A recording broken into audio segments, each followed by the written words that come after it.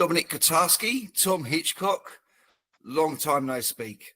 It's been a while. Definitely, it's been a while. Do you remember? I'm going to challenge you on this one. Okay. Do you remember when you first met me? No. I remember it was in Sydney, right? No. Okay. So we'd become acquainted in Amsterdam, but I knew you. I met you in the UK. So back in the Cobra days. Yeah. And there was a rally, I think we called them, in the northwest of England. Okay. Was that where it was? Okay. Yeah. And it's for the owners. So we had all of us together, and he kept and a few of us went into a separate room, and he did a presentation on a fire cell. Oh no. Okay. The infamous fire sale. Yeah, it's brilliant because you actually scared people. Yeah, it does. It scared me when I used to do it. What's going to happen? So that's when we first met, and then I come to pitch you in your Amsterdam office. Yeah. Okay. You very politely said no, which I didn't handle very well, and then you gave me a lesson in rejection. So the first two times I met you, you were like a teacher to me. How's that sound? Okay, well, that's yeah. In a good way or a bad way, I guess it doesn't really matter. As long as the lesson was learned, right? That's the key, isn't it? Have I learnt my lesson? You know,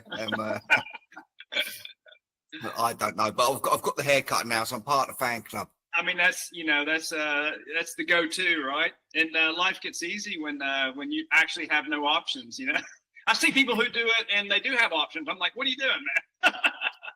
Yeah, you can hang on for a little bit and what have you, but the moment you start to look like a monk and that's not quite my character, if you like. So yeah, it goes.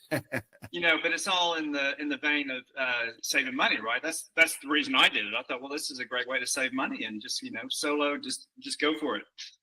It saves money and essentially don't ever have a bad hair day, because they happen. If something's out of whack and doesn't feel good, it ruins your whole day if you allow it to.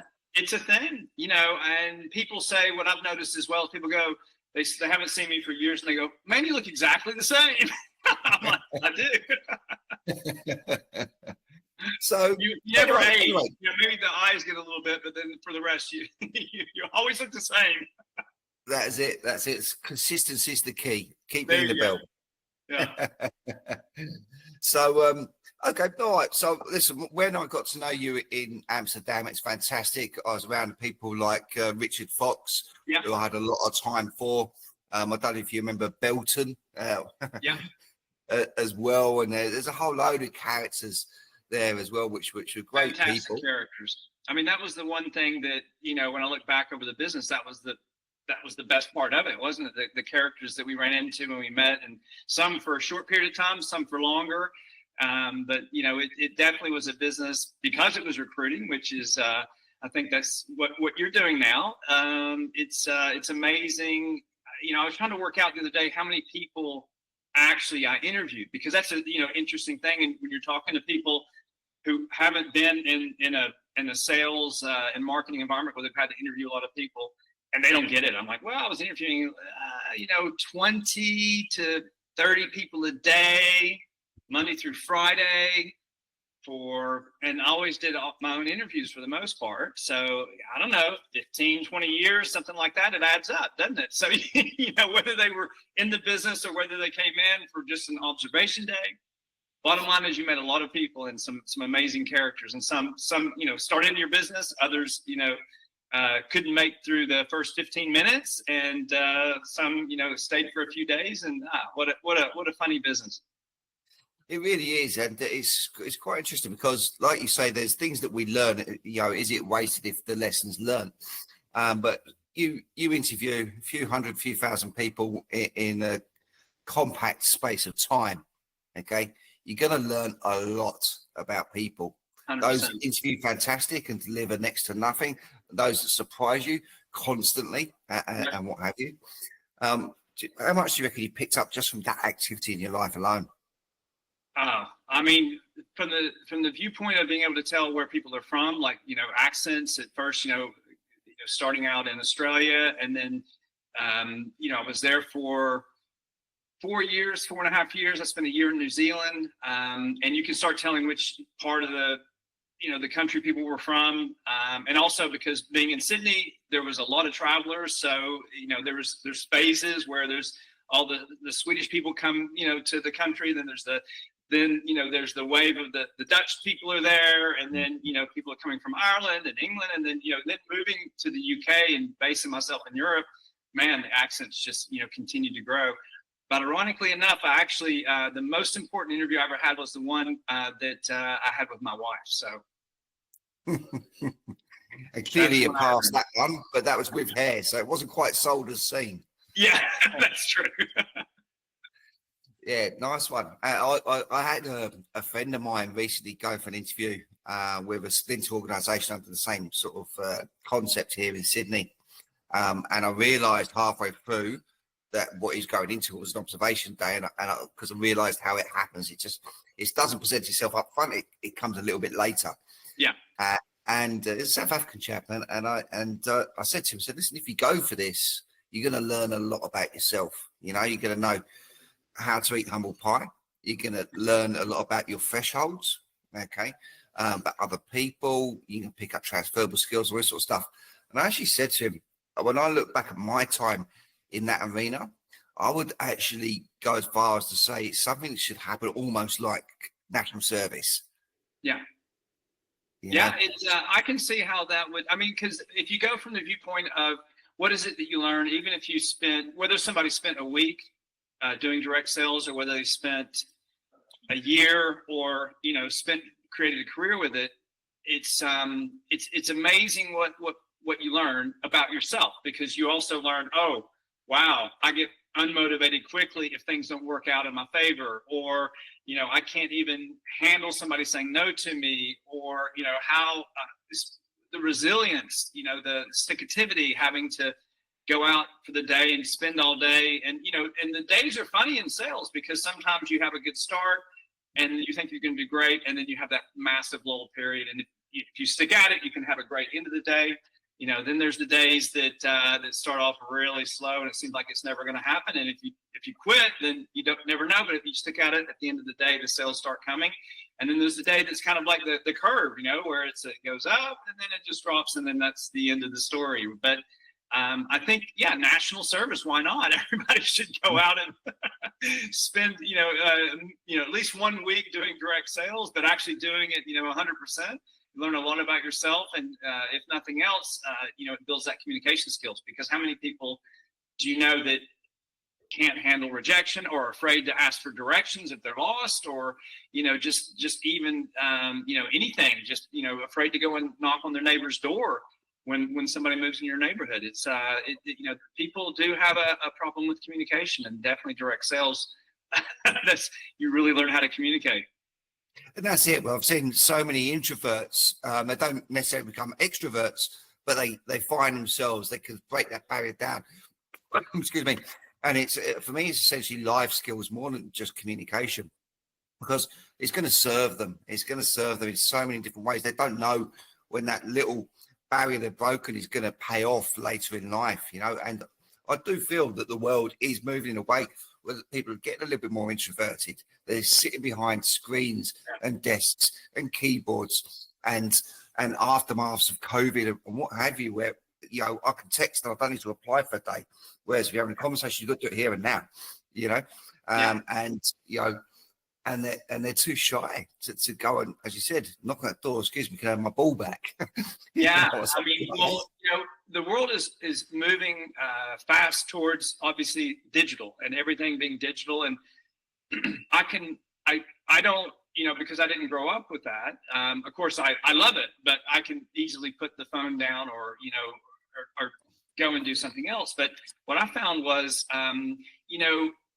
if you're an introvert, and I definitely, I may be a borderline introvert, but I knew that I had to go out in the world, because being an introvert wasn't, especially the business that we were doing in sales, you're not gonna succeed unless you're willing to multiply your personality a little bit and go out into the world, and take those rejections and meet people, and even running an office, having to go around and make sure that everybody's looked after, and just you've got to get out of your comfort zone.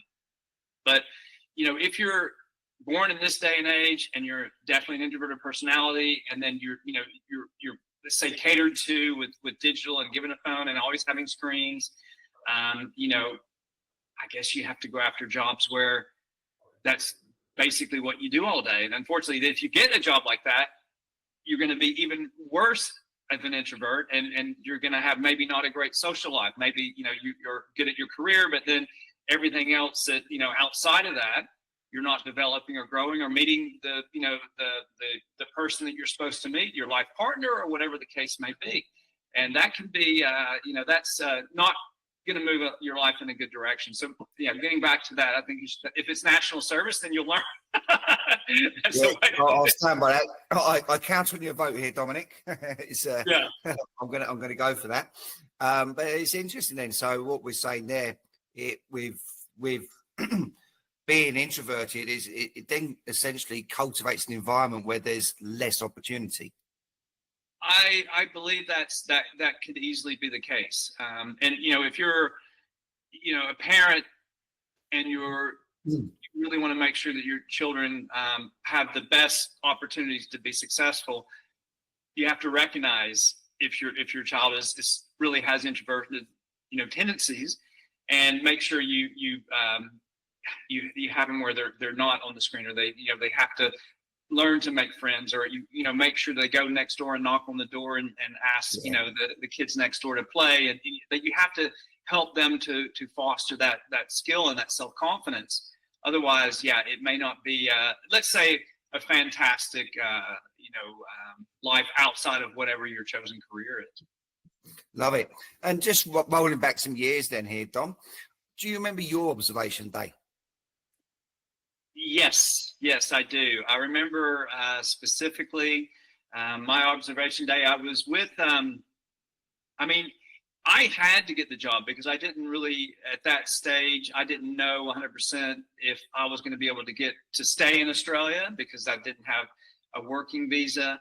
And I really needed to sell myself in order to get started with the company, so then I could then hopefully convince them to sponsor me to be able to work or stay in Australia. I just did not want to, go back home with, let's say, with my tail between my legs and say I went all the way from Tennessee to Australia, and then of course I had my life there, and I had a business with my best friend, and and I made this, it was a big deal. I just finished university, so I'm gonna I'm leaving, and I didn't want to come back with my tail between my legs and say, oh, it didn't work out.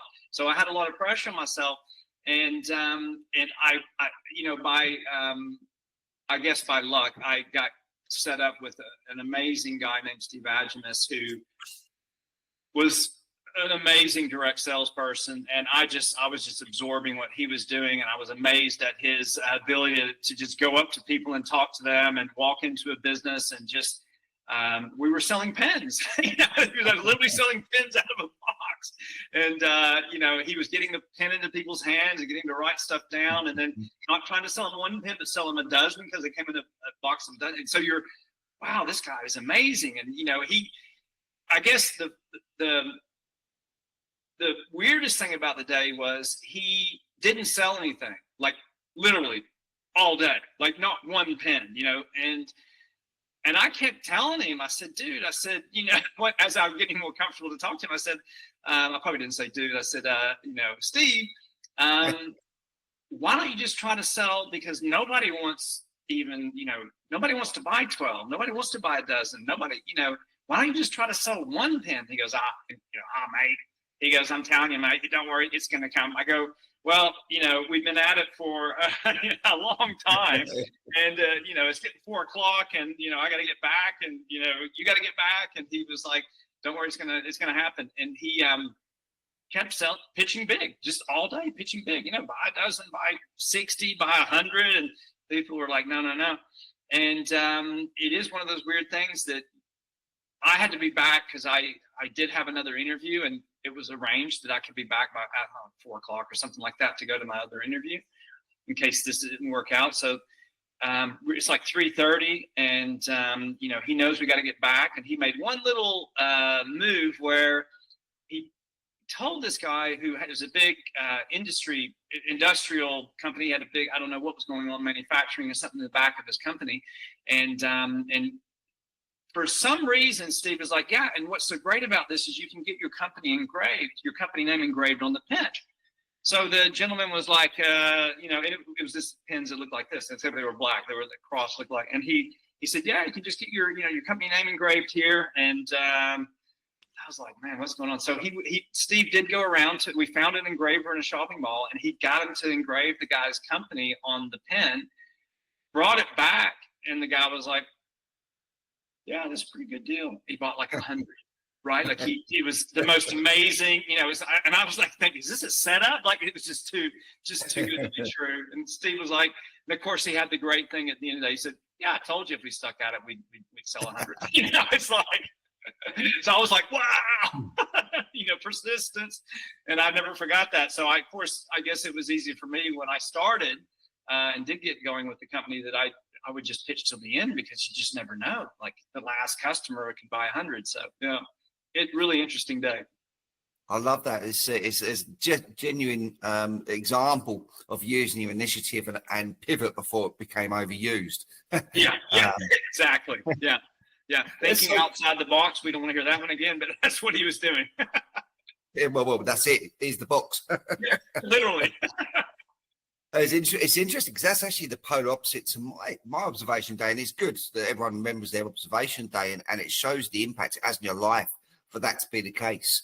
I won't name and shame this person, but the person was an average salesperson, and that's being diplomatic here. Right. Okay. Sharp person, good person, went on to be very successful. So that's why I don't want to name and shame. But I watched him attempt to do sales in Swansea in the UK. Okay. And I thought he wasn't that great, but he did sell, and he sold a few. Okay. At one point, I stepped in and upsold what for him whilst I was there. Hold on a minute, what about this? And that went down naturally very well. And I did my maths as I was on my way back on the train to the office. And I figured, well, if he can earn that, I can earn this. Yeah. Yeah. So it was the other way around. It's the example set in a slightly different paradox, if you like. I've heard, that as a philosophy is like, don't do too good. Try not to be like, if you're really good, try to tone it down. And I've had people on my team that have gone on to a massive success, and they were so good, too good in the field that they couldn't build a team. And so I had to coach them on just be a little bit normal, like just be boring, and then show people that because you're just too good, because nobody thinks you can do what you're going to do. And actually it did work in the end. This gentleman who did go on to become a vice president, and but they had a hard time building a team in the beginning, and he was just too good. And that's it sometimes works in another way, doesn't it? We see it that a lot in recruitment. So in the world of recruitment, there's two types of promotions. You've got the business promotion, you've got the people promotion. You do billings and you work your way up that way. Right. And the people that do the business are the ones that tend to be very good at their jobs. You can't get promoted if you're not in either case. But they're so insular on what they're doing that there isn't time for someone else. And so forth. So they reinforce, well, you just keep doing sales and we'll keep promoting you. And don't worry about other people because you're not going to anyway, Yeah. Okay. All right. And so tell me, so you started that career in Australia, which I didn't know. Okay. We've met in the UK. We've worked together in Amsterdam. Okay. Yeah. And I've got many stories, probably not ideal for this episode as well, especially with time restraints. Let's go down that line. What other countries have you worked in? So at the peak, I guess, of my career, I had offices in Uganda, and also in Kenya, Australia, New Zealand, and then of course all over England, Ireland, Scotland, Wales, the Netherlands, Denmark, and Indonesia. So yeah, kind of a little bit all over the place. So for me, the industry that we were in was amazing, because especially as a young man, being able to travel all over the world, meet people, and just realize, I think as well, that the world is it's not a scary place, because a lot of people don't travel and they're afraid, and they read the news, or even if you go on, sometimes you go on a government website and they go, oh, you can't go to this country because of this problem or that problem. And but we were young, we were going around the world, we were setting up offices, and we shared a common goal that we wanted to be successful, and we were all helping each other in order to succeed. And it's really kind of unique. It was a unique period of time. Probably this is obviously pre getting into the tech world and internet. And that was, in my mind, we were, the let's say the Silicon Valley, of the direct sales world. And then eventually we, of course, really did have a Silicon Valley, and that changed everything. But yeah, that was very unique, be able to go to different countries and even see people, when you go to Africa and you're, man, hardworking, genuine, like, going for it, people understanding the concepts of what we were doing, building their offices and succeeding, and then helping people in their own country succeed, and opening up offices and spreading in different countries in Africa. It's amazing. Yeah, I love that. And that's kudos to yourself for it's indicative of success, the spread that you had, and obviously you mastered the people, because not only you've worked the sales out, but then you've been able to replicate yourself. They've been able to replicate themselves, then been profitable commercially at different countries. That's means you finely tuned yourself. You got that spot on. Yeah, and and I think also it has to do with philosophy, in the sense of the way I was taught, but also it resonated, because there's it has to resonate in little things like our business. We called it a people helping people business. And when you want to go out into the world and you can find something that aligns with your passion to help others, and if you can, like if you learn to get up on a little hill and you can see somebody struggling, you can help pull them up to be there with you, and then they're oh, there's another hill, and everybody's helping each other grow. It's just unique, and it's imagine if every business was that way. And then when you start hearing about people that work in companies and they go, oh no, it's all competitive, even with your colleagues, and you're competing, and and everybody's trying to put everybody else under the bus, or make somebody sitting next to you look bad so you look good in a meeting, or this stuff that was not what we were about. And I think that is what attracted people to our business. And I remember finding people, they couldn't believe it, who had come from the corporate world, that started off and they're like, hang on, they're looking at you like, no, there's something wrong with you guys. Like there's something, and that's where we got the idea. Well, this must be, because it must be too good to be true.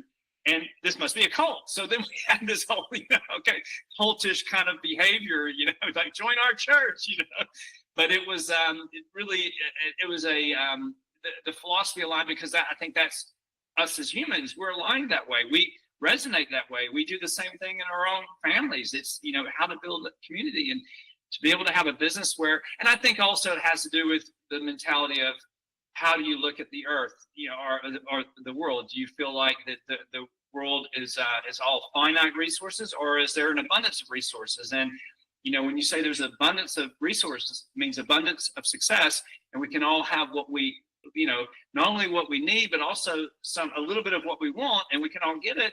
It normally will change how people behave. And I just think that so many businesses and so many company cultures are set up in such a way that they create these cliques, and this, there only certain people can make it to this level. And in the end, then it becomes like a dog eat dog, world, and no one's looking after each other. And then it's not good for your health. It's in long term, it's not good for your health that's the way you live every single day. You gotta fight. Yeah, it's interesting you say that, because we talk a bit about wise businesses. Okay, And the easy way to do that is look at a non-wise business and what they're doing and how the demographic is. And it talks a lot to what you were just talking about there. Is there toxic competition? Is there, is there a form of oppression and so forth? And the normal corporate world is like that. You can only get promoted when that spot gets freed up. Okay, so you either hope they retire, hope they move, make them look bad, gross misconduct, or shift to another team and fast track yourself. And you play the game. Okay, so eventually what you got is everyone around you, you can either use them or they're competition. Okay, Right. and it naturally creates a toxic scenario, regardless if you've got the integrity written on the wall. You're living and breathing something different. In the sales environment where we're from, okay, competition was still there. We celebrated it every day. With the bell and other things. And promotions, it was always there. We always wanted to go one better than those around us, but not at their detriment. Correct. It was collective. It was with them. It was for them. If you had someone on your team who was really struggling to get off the donut on the day, you go in, chip in, and help them out, so that everyone, rising tide lifts all ships. And it wasn't a one-off. It wasn't one office. It wasn't a certain group of people. It was straight across the board. Yeah. And it was beautiful. I mean, sometimes I think we even, it depends on how you look at this, but there, people that were trying to get promoted that were struggling a little bit, other people would put in to help and go help them push the extra mile to get that extra sale. And maybe they didn't make that extra sale, but that's so they could get promoted. So they had that, that feeling of camaraderie. But that's how we ended up creating managers and getting people promoted, is that people would even say, listen, I'll help you, get to the level that you want, but you got to help me to get to this level that, so it's an inverse incentive, but still you end up with a good result. And, I think that many companies would, because if you think about the business that we were in, when I started in Australia, we had offices in Canada where the company started, and where I live now, and also in the States. But Canada was the beginning country. And then gentleman I was working with, Chris Niarchos, he opened up, and he was younger than a lot of the other professionals at the time that were here in Canada. He was like the young kid, 22 years old, and the presidents of the company at the time made the decision, well, let's just send this. He was proven in a sense. He'd become a manager, and he seemed like he had a lot of skills and a lot of ambition to grow.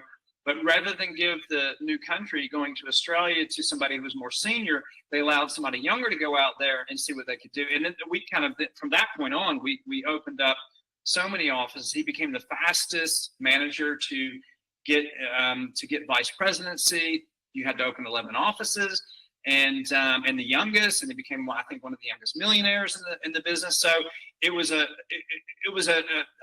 perfect move. Like, you couldn't have done it in a better way. But I wonder how many companies and organizations, this day are still picking the person who's tried and proven and has that more seniority, where, and this was obviously years ago. This was 35 years ago. But it was a master stroke and a master move. And I think that we continued on with that. Like, as we started growing in our organization, giving people opportunities, giving them a chance, letting the younger person, wasn't necessarily proven, let them go and see what they can do and what they can create.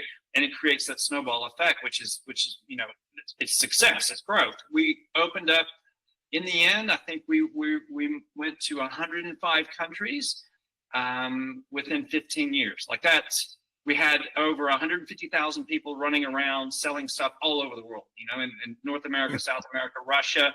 We had expanded so quickly, and that's it's an amazing tribute to giving people an opportunity and showing people how to do things and showing people how to run their business. And if you think about it, how beautiful is that? We were helping people, giving them the skills, giving them the product or whatever the service later on. Obviously, we started working in deregulated industry services to sell, and then in the end, they could create what they, however far they could think. Like, they had to overcome sometimes their own thinking, because the educational systems all over the world never said, oh, you can be as big as you want to be. You can, and parents weren't telling their kids that. And here we are saying, yeah, you can be as big, you can have offices in a bunch of countries. You can become financially independent. You can make as much money as you want. You can expand wherever you want.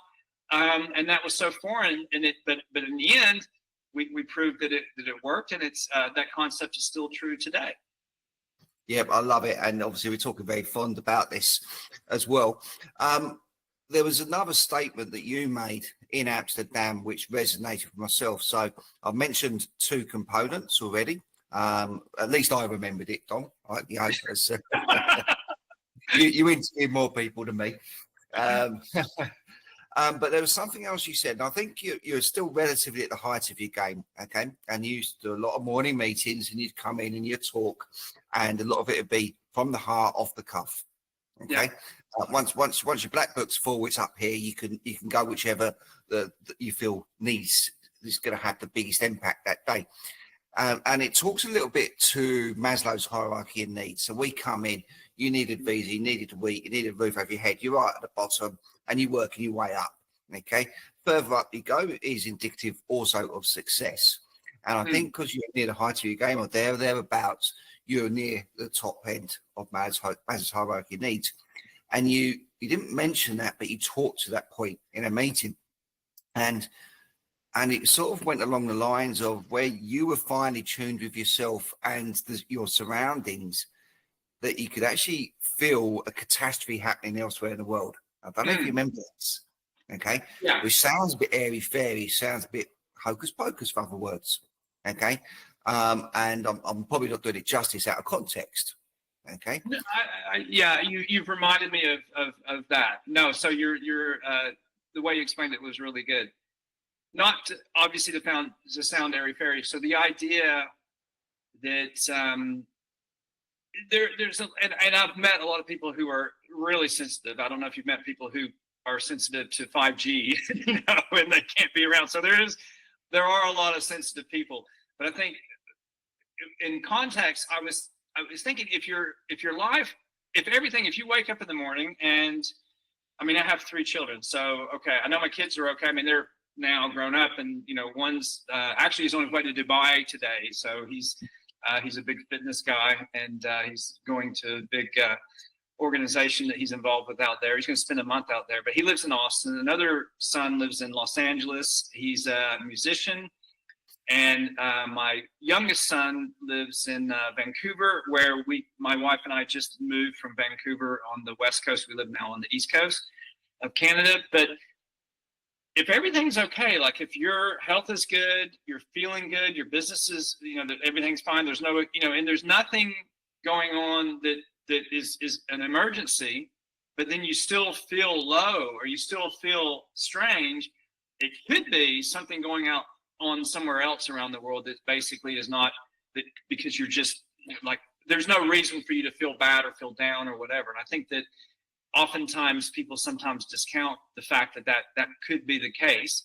That, sometimes when you're feeling low and not feeling great, it may not have anything to do with your life. It may be something external to you that's basically not good in the world, and you're feeling the vibration of that. I think that's what I had thought about before, because there was no explanation sometimes, about, and now the whole time as somebody feels that way, especially, living now in North America again, everybody's going for, there must be a statin we can take for that. There must be, well, you need to go talk to a doctor, and you need to be on some sort of drug because, oh my God, how could you, not feel 100%? Well, we can fix it with this, as long as you take it every single day for the rest of your life. And then we've got a more potent version of that. And, so I think that, there's a lot to be said for being in tune with yourself.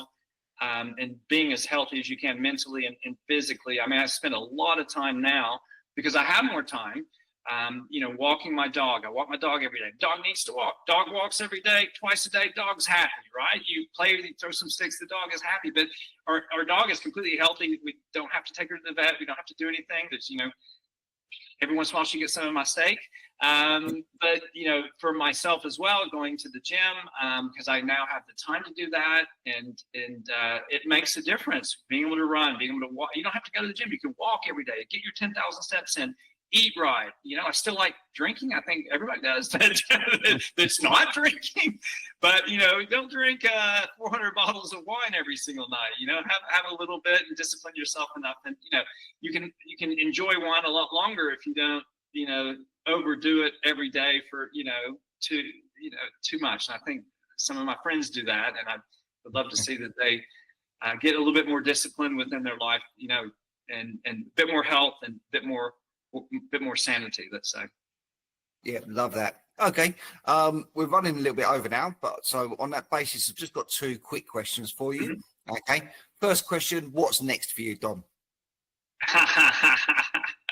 That question is super loaded. So actually, I don't know, because I just decided to finish off my consulting business. I was doing training and consulting. I also had an online business in West Vancouver that was more like a Groupon type thing, but it was a hyper local business. I was helping businesses to get new customers, and that was so I had to be on top of it no matter what it was. I'm like, I got to be I'd travel, and I'd be I got to keep that thing going. I have to keep the deals in. So I decided to stop all that, and now I'm in trend. I'm in a position where I'm open to what I want to do the next 10 years, if that makes sense. So financially, it's not really. I don't need to make money. I don't need to do anything to make money, because I have enough, and own my house, and I have property and police, and so. The financial independent part is there, so I don't need to get up and go, I got to, now the kids have grown up, they don't need me. So I grew them up to be independent. The 3 boys, make sure that you can look after yourself, and they all look after themselves, and they're good financially. I'm reading books I've always been an investor, but I'm reading books now how to trade. So I've been quite successful because I'm a buy and hold good companies and earn dividends, but now I'm thinking I might be interested in doing some trading. So I'm studying that. I had written a book years ago. I might restart my blog and do a bit more writing. But I'm in the creative process and just exploring so many different things. Or I might do nothing. I'm enjoying so much. Definitely fitness is a part of it. I'm staying fit and traveling a lot. But for me, I'm really in between. I do have people calling me to say, Dom, let's do this and let's do that. So I'm open for offers, of course. But right now, it really is self-discovery, a little bit more next level self-discovery, going inside, getting, back to, let's say, first principles, right? This is the thing that businesses are focusing on. What are their first principles? So I'm doing what are Dom's first principle, getting back to what my real values are, what is important to me. And then on top of that, how can I help? So if there's, the idea is there's a pyramid, right? There's what the world needs. There's your skills and willpower, and it's that in that next little corner of how those all fit in. So yeah, I'm at that particular stage. You're in that cusp of a transitional stage. It's for me, it's the fun part. It's fun, but it's frustrating. A little bit. Only frustrated yourself. I make bread. That's maybe I'll become a chef. Fair enough. Okay. All right. Anybody listening to this, they love your story, they like your energy, they want to communicate with you. What would be the best method for them to reach out to you, Dom? I would say if you go on I have a web page, a blog that's basically my name, DominicKotarski.com. I think I have a contact form there. You can reach me there, or at my company, starciosolutions.com. There's also a form. People can phone me there, or I think I'm on LinkedIn. I think that's how we connected just recently. Facebook, Instagram. I don't know. I think if you Google my name, you get a professional football player right now who played for Ajax. And he's a young kid, and but anything, if you go down, but his name's spelled with a K, Dominic with a K, and mine's Dominic with a C. So if you correct it and you tell Google, no, actually, this guy, then you'll see. I'm there. There we are. Fantastic. Well, listen, thanks again for your time. It's nice to reconnect after all of these years. Yeah, and my apologies. I don't know why I thought Sydney, because because you're in Sydney. That's why. I'm like, maybe we met there, and then we met again in Europe. But yeah, you're right. You had hair the first time I met you. That's what it was. That's it. That's the direct sales effect. Yeah, it happens, right? Brilliant. Thanks again for your time, Dom. Pleasure. Good seeing you. Thank you for watching this episode. I hope that you did enjoy it, had lots of takeaways from it. As before, please subscribe below so you can keep on top of any new releases we have. And also, if you would like to have your story told, just reach out with me and I'd love to give you that platform. My best email address is tom@purplepatchconsulting.com. Thank you.